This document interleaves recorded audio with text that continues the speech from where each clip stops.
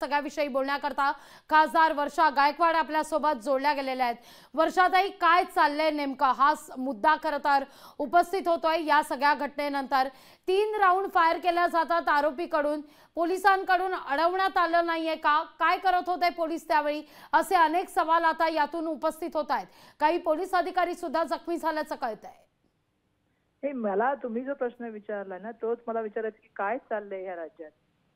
म्हणजे इतका हलगर्जीपणा कसा असू शकतो की पोलिसांचा बंदूक घेऊन एका आरोपींनी त्या ठिकाणी गोळीबार करणं, तुम्ही सांगता त्याच्यामध्ये पोलीस जे आहे ते जखमी होणं। खरं तर या पूर्ण प्रकरणाची चौकशी व्हायला पाहिजे, अशा तऱ्हेने कधीही होत नाहीत। आणि दुर्दैवाने या घटना आता महाराष्ट्रामध्ये व्हायला लागलेल्या आहेत। एक तर बदनापूरमध्ये जी घटना झाली तीच मुळात दुर्दैवी घटना होती, ज्या चिमुकल्या मुलींवरती बलात्कार झाला आणि आता हा आरोपी।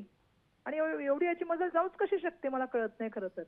म्हणजे हलगर्जीपणाला पण काहीतरी सीमा असतात ना। दुर्दैवाने मला असं वाटतंय की याची सगळी चौकशी प्रकरणाची झाली पाहिजे आणि राज्याच्या गृहमंत्र्यांनी या संदर्भामध्ये बोललं पाहिजे।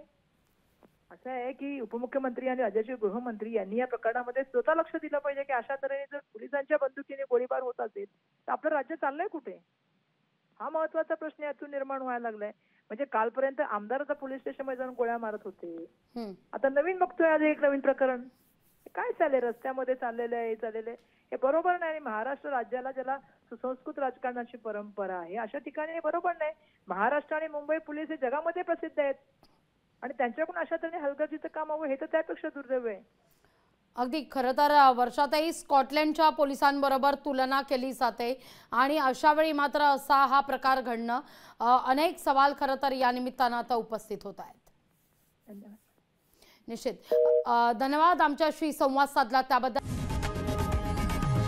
लोकशाही मराठी ऐका, पहा, जागरूक रहा।